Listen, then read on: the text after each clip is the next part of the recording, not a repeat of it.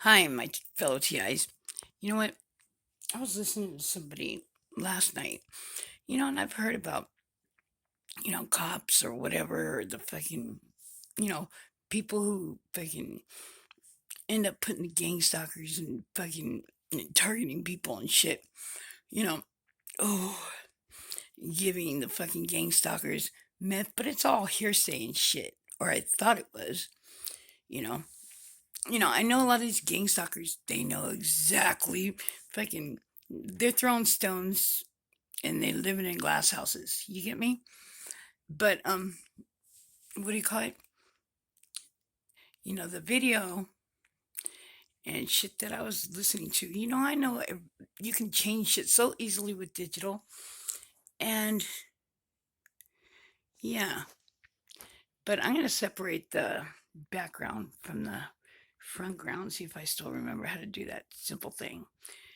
But you know, the background comes in a little staticky. You know how like you can push the three dots and make it come in slower or faster and shit like that. When shit's been fucked with, excuse my language, when you make it more faster, it doesn't sound right, just like somebody singing fast. No, it just gets really staticky. Same thing if you slow it down. But yeah. So I don't know what to think because you know, I slowed it down. And some of the voices were like normal speed still, and some were slow. You get what I'm saying? But yeah, you know, I've been saying like stuff changes for me, stuff that's taped, music. But I wasn't prepared for it. But you know, my father left me some things, and they were pretty strange. But it turns out that they had to do with this crap. You know, in the early '90s when I got out, um, my son was little, and he kept on telling me that I had a throwaway cart while my Impala was at my father's because when it was broken. I was driving something called a Pinelac that my dad got from one of his customers. A Cadillac and a Pinel thrown together just for temporary. And there was, the thing that goes underneath the headlight, the shiny part. Well, there was only one. And my son was still practically a baby. And he told me, Mom, that thing was on the other light yesterday. And he'd tell me, Mom, it changed again. So, I was talking to my hobby Bobby, my best friend, and his other best friend. Hey, you know what? I want you to look at that thing because Joey says that it keeps, it ends up on the other one. You know what? I think it was on the other one. So, we paid attention to it. And my son would tell me, Grandpa was by your car today, early. No, Daddy, it was somebody that looked like Grandpa. No, Grandpa, he comes in the morning. Well, one morning, you know, he said, Grandpa just took off running. I said, okay, baby. He left his books. What? No, Mom, he left his books. So I went over there, you know, and there was these books. I've never seen anything. I got a few of the pages left, probably about 4 pages, but they were big books, and you know, they had like, I don't know, like graphs on them. How to make certain things, I guess, but that's not what they didn't have directions. They had drawings, well, not drawings, but like graphs or whatever, with numbers equaling letters and you know flexibility and shit like that. You know, stuff that's like, I don't know what it was. Way advanced for me. And that was when I first got out. But yeah, when he was dying, it just struck me as strange. He left me. I didn't even know that you could magnetize anything. Really, he left me this thing. You could rub anything in it, wood, anything, and it would make it a magnet and magnetize it. You know, and I just thought that was really strange. If you rubbed it on the outside, it would demagnetize stuff. You know, and when I got the parrot, I had this one wall. It, no matter how much I swept the carpet, it would draw things back to the wall. And I guess my dad left some kind of magnet inside the bird seed or whatever. And you know how parrots, they just make a mess. Every time I swept, it would draw back to the wall. You know, he left me these tapes. Back then we had tapes. And, songs that I've been listening to my whole life. They were different. If you weren't listening, they sounded like the same words, but no, they weren't. And in some of the tapes, you could hear like a crease. And, those tapes still exist today because I brought a dang cassette recorder thing and a whole thing of tapes to who was my mental health therapist back then. And I brought different kinds of music, and she listened to it. She said, "You know what? This is what I heard." And I said, "See?" And she goes, "Do you want to keep these?" I said, "Yeah, but I'm afraid I'll lose them." She told me, "Hey, I could keep them in my personal files in my garage if you like. And you could get a hold of me anytime you want or need them back." I said, "That's perfect. That was real perfect." But so I didn't freak out like when stuff started changing digitally or whatever apps and you can blend and subtract things. I didn't really trip over it because I've been through it. And yeah, and it wasn't like I was like tripped out of my head because, Deanna and a lot of people forget, but then we didn't have CDs. Well, we had CDs, but they weren't doing stuff like digitally, I guess. So it was more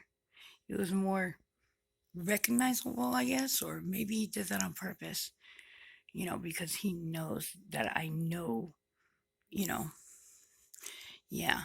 But just a lot of different things that, you know, um, one of his biker friends, I guess, put a pipe on the between the door things at Key Largo, a biker bar, pulled up with a flatbed and stole all the Harleys. But I guess, he left my dad a bunch of badges. And, I have one with me that's not put someplace. But before my dad died, like my dad died in 97, I was living in Bellflower in like the early 90s. And, I wouldn't keep nothing in my place. I'd rest in peace. I'd give it to my best friend, drop it off there, and, whatever, and then come collect money, you know. But I used to notice a lot of crap, and I'd call it baseball signs because I noticed people on the street, they, it was like, it was a perfectly choreographed, you know, thing. I noticed like somebody would, do like, like the baseball signs, but the other one would turn off, and then I noticed like, people switching cars at an elementary school in the morning. And I guess this kid had a crush on me. He was barely a teenager or whatever. Ollie. And I guess he assumed that I knew. And he started talking about them. Some kind of community newspaper. I said, hey, wait, are you talking about the ones that are driving around and they meet at the school over there and they do baseball signals to each other and the other one turns? He goes, yeah. I said, wait, what do you call them? I said, hey, what about there's always an old man parked on one of those blocks reading newspaper and drinking coffee in his car? He goes, he's not reading a newspaper. There's a hole in that newspaper. He's watching people. I said, what the? See? And, so I got told by this thing that was going on in Bellflower by accident. And by, a child, thank God. But I had already noticed them. I just, whatever. And I guess they were called something like Citizen Watch Patrol or Citizen Alert Patrol. So when my dad, that was in the early 90s, and when my father died, he left me, like sheriff's badges and, some badges, I don't know what they were too, and loss prevention badges he got from his biker friend that stole all those Harleys. And I never, I never put it together, about what that kid, that teenager had told me their name was. Some of these I just put them away. Cool story to tell. And I don't know. And well, anyways, you know what? With all the gang stalking going on, and everybody talking about citizen policing and different programs we're on and stuff like that, one of the names that had come up, before this started going hard was Citizen Alert Patrol or some crap like that. And I said, wait, one day it hit me. Where did I? So I went digging through stuff that was here. And I found, one badge that I ended up for somehow keeping with me.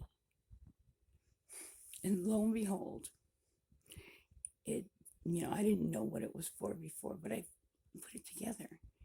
And it was for Citizen Alert Patrol. See, the things that my father gave me, I didn't expect, I didn't even know what a Mason was until after he died.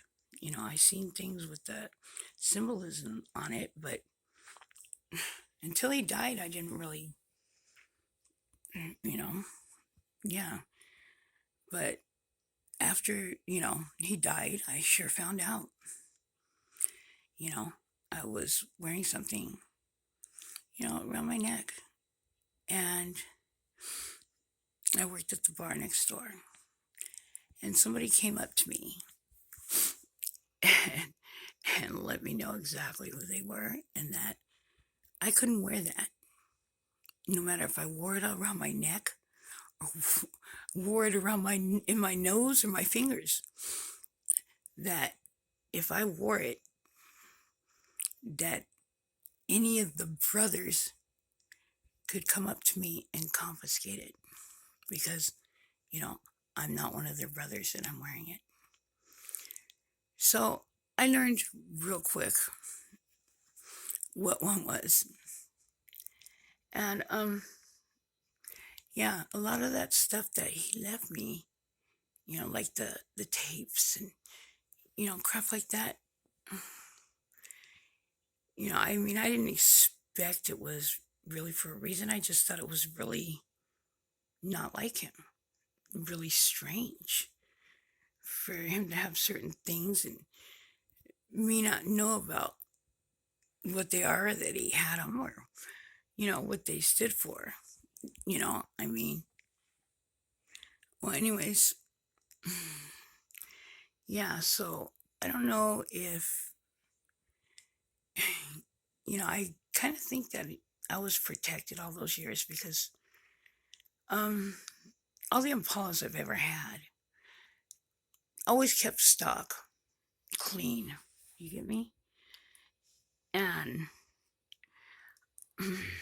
uh, a submissive of mine, you know, got me a grip of things, car stereo, all this stuff, anything I wanted. And, I got stuff for my kids and stuff. But I knew that my father would never, allow me to put anything in my car, my car alarm, everything. So I kept it at his house. And, pretty soon I ended up with a 66. And he said, you know what? I'll have the stereo and the whole system and the car alarm put in for you.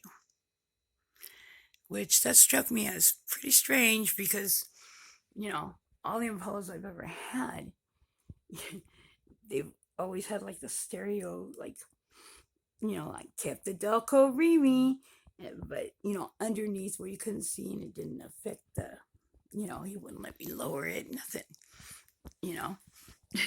But, ouch, my butt bone. But yeah, he volunteered and did that himself.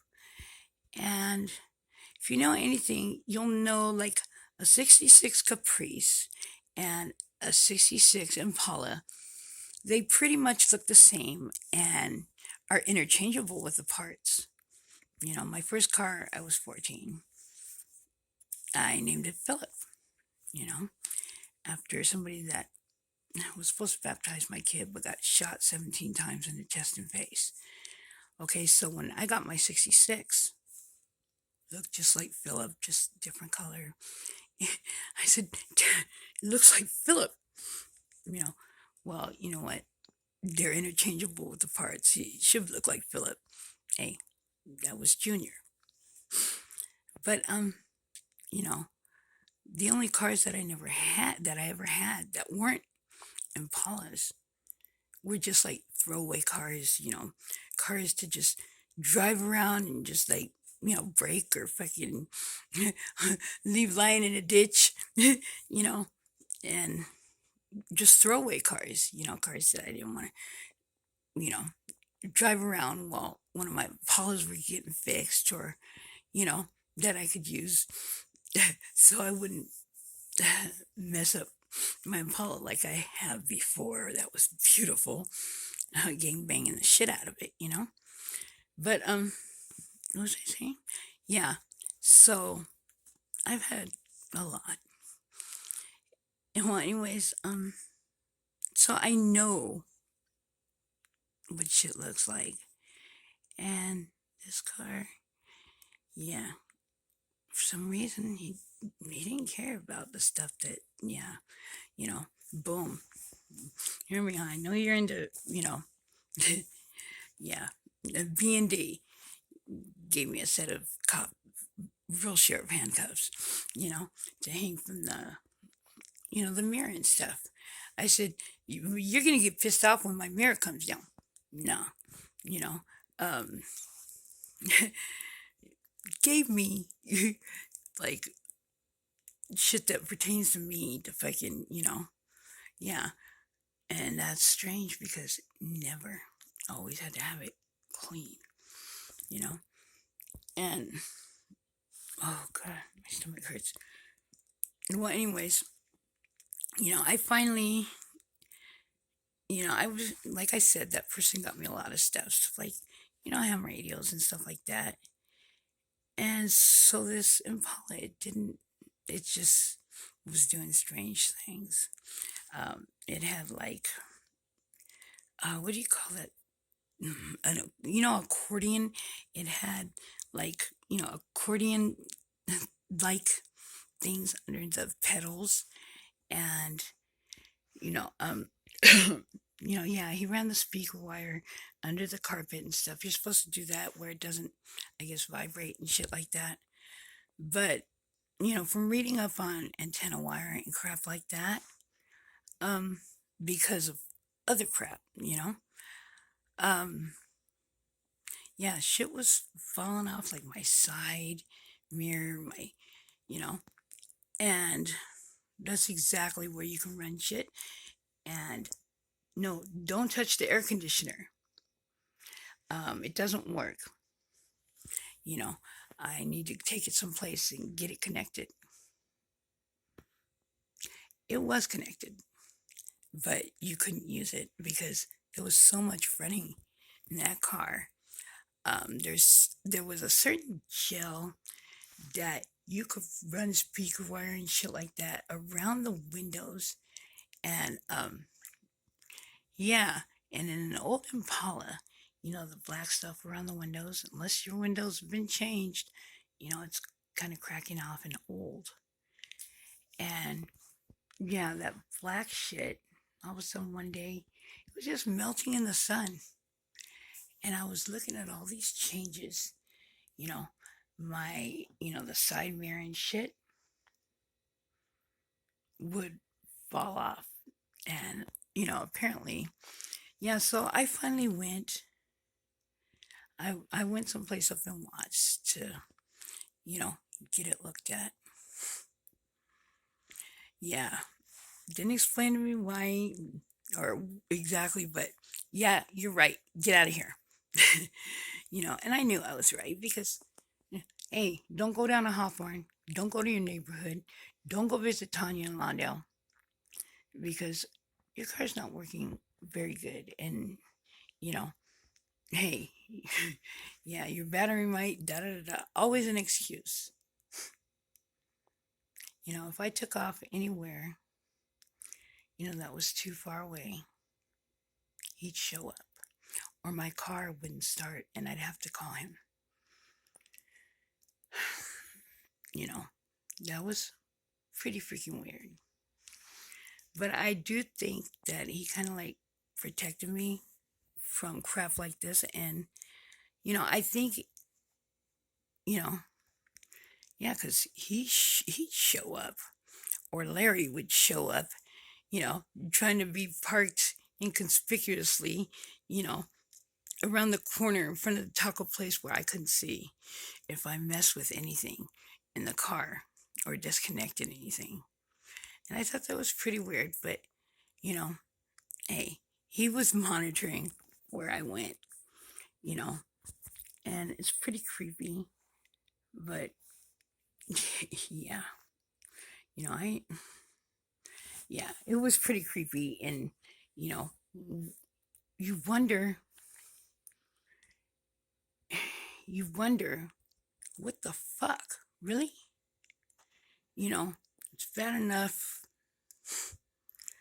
that, well, I'm not going to get into that personal, but yeah, but to freaking, it's bad enough that he'd drive half on and half off the sidewalk when I was a kid, fucking looking for me. And Gato would have to hide me in back where he couldn't see, and we'd hear him drive up and down, or he'd come into my seventh grade and shit, and my homeboys would tell me, "Hey, your dad's here. Go hide her," shit like that. And he'd come in with a gun, fucking a big old buck knife, and embarrassing, but to monitor me, keep track of me and where I'm going, you know, probably hear what I'm saying. I didn't know nothing about this stuff. Nothing. But you know that everything we do, there's no coincidence. And he did leave me those tapes. And also, he left me tapes that I didn't listen to for a long time. And I listened to them and stuck them away, packed them away. But I started working at that bar, and I started recognizing voices. So I went back and listened to those tapes, and even recorded off my mini cassette recorder. And sure damn enough, my dad's band was singing. And when they broke and stuff like that, you could hear my dad and hear Joellen, you know, and they're talking to the owner of, where I live next door, the bar, John Moore. You know, I, I hear a lot of my everyday customers. And I wasn't going to ask John Moore, but I came up to one of my customers outside. Uh, there was only like 3 white men that ever really came in that place. Not at the same time, of course. But yeah, I played him some, and he looked like he was fucking seen a ghost. And he asked me, how much do you want? I said, that is you, right? He goes, yeah. He goes, how much do you want? I said, no, I don't want your money. I want just for you to let me know that is you. And you're acknowledging that that's you. He said, how much money do you want? I said, I don't want any money. I just want to know if that's your voice. And he goes, yeah, that's my voice. And I said, can you acknowledge that that's Elmore? John Moore? He goes, where are you going with this? I said, I don't want anything from you. I'm not going to do anything to, disrupt your life. I just, for my well benefit and my, yeah, so that was all. But, yeah, so who knows? But, where's that badge? Hold on. Oh, mm-hmm. Shit. Okay, hold on. Ooh. My stomach starts. But you don't think that's pretty strange? Ooh. Hold on. Oh, and another thing. My dad said some things when he was dying. And my birth mother, she thought he was hallucinating because he ran out of his medication. And he begged her to call me. And I talked to him, and he died while I was on the phone. But before he died, he was screaming out a lot of things. And, Bonnie just said, well, he's not in his right mind. He's overdosing or something. He's having delusions.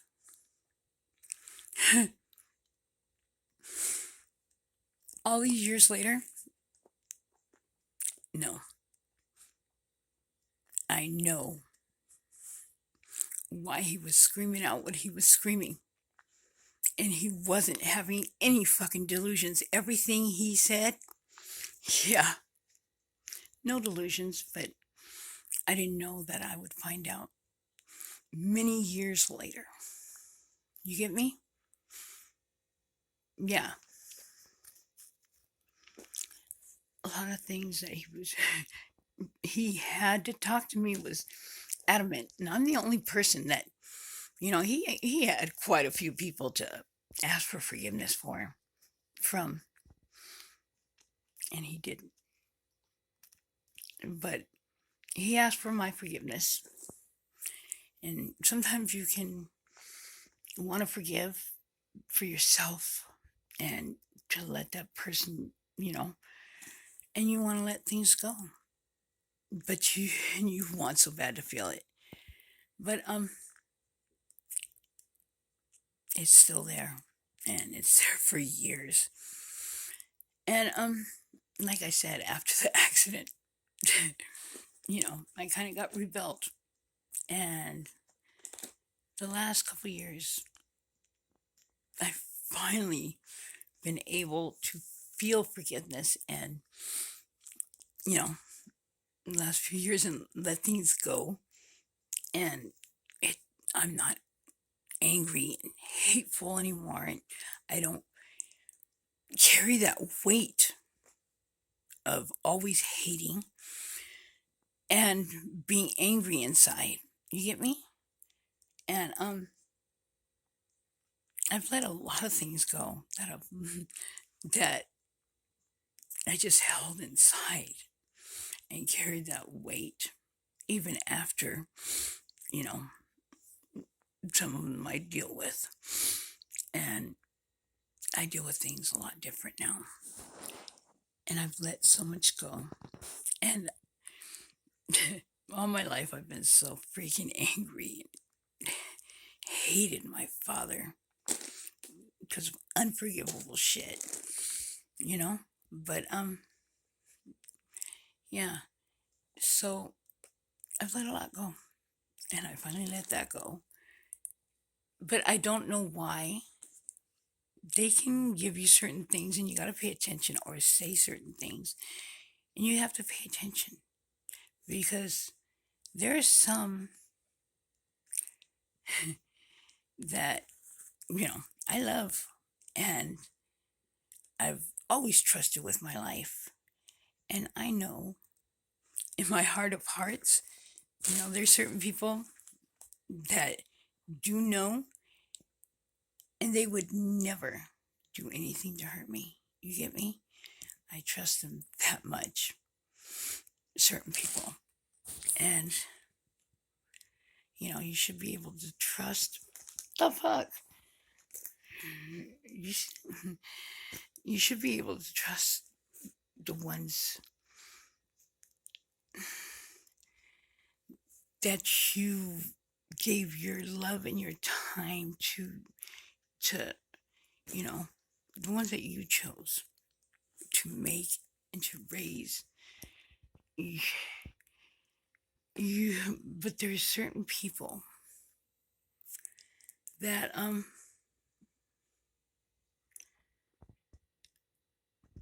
I would just that I do trust no matter what. And yeah, because I know, when somebody knows you, and apparently, people that are supposed to know me that have had my years of, yeah, apparently sometimes they only remember, that 15%, 10% of the bad. And that's what they live on. And they forget, the rest. And I wonder if it's just an excuse or, I didn't put my everything into everything.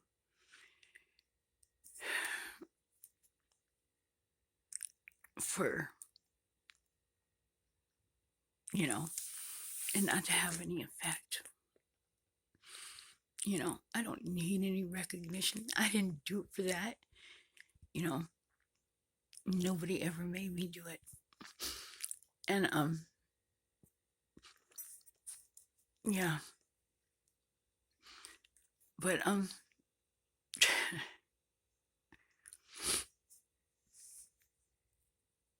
yeah, I wonder. Oh, the patch.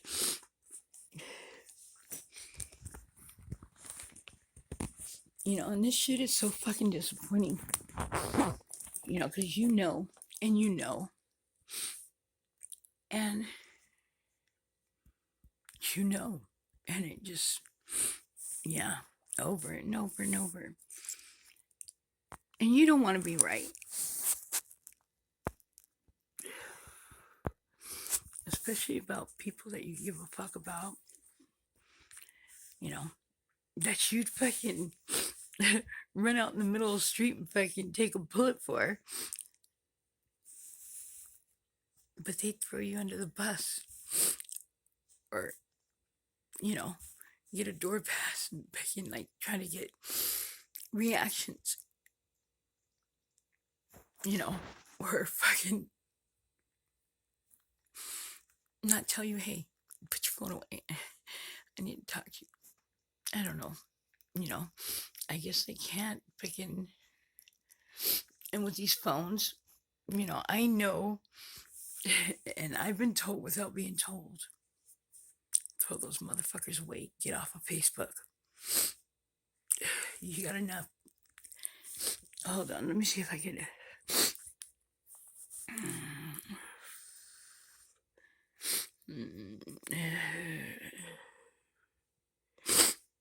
I don't know if you can see it. Fucking I haven't took care of it, but yeah. I guess there's NCAP and something cap, but I guess NCAP is narcotics, Citizen Alert Patrol. I don't even know if this shit exists no more, but you know, I don't even know who fucking my dad's biker friend took it from in the first place, but yeah, I had sheriff's badges and I had a whole collectible. It wasn't my collection, you know, like I said. But yeah, I just wanted to. Oh, this eyes was focused. Ouch. You know, I'm gonna have to re-download that video and maybe. Oh, my stomach. You know, maybe M will slow it down and listen to it. You know, he knows about. Oh, you know, everybody knows more than me. But you know, maybe I'll head up a couple of TIs. You know, there's nothing we can really freaking do, you know, on our phone and have privacy. You know, certain people when that are just awesome, great people. And I've learned so much from. And yeah, you know, you can't talk and have it be private. So you have to go to other measures. And there's a lot of times where you want to talk to certain people and you can't because of theirs and because of yours.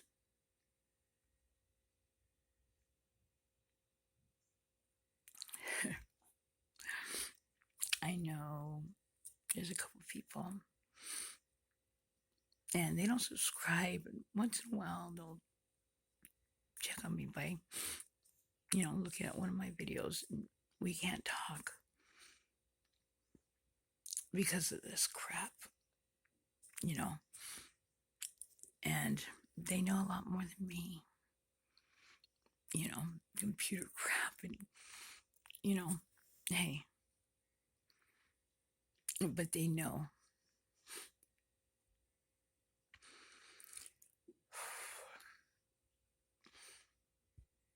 And we're not alone. We're not alone. I mean, hey, we might be sitting in a room all alone. I got my cat. But it would be a lot worse if this shit were in public and we didn't have other TIs we can learn from or listen to or teach or be taught. Not teach, but, you know, maybe give some our own knowledge because, hey, so we share. And might not always talk, but we have access to each other. And we're not alone. This is happening all over the world. Maybe not the same crap. But yeah, I'll be damned if I didn't hear what appeared to be a policeman. Or I don't know if that's what they want me to believe, or how could they know I was going to end up with that? But then again, yeah, nothing is coincidence. You know that if you've been a TI long enough. But yeah, apparently they were talking to somebody and they get a pass. They got a pass. And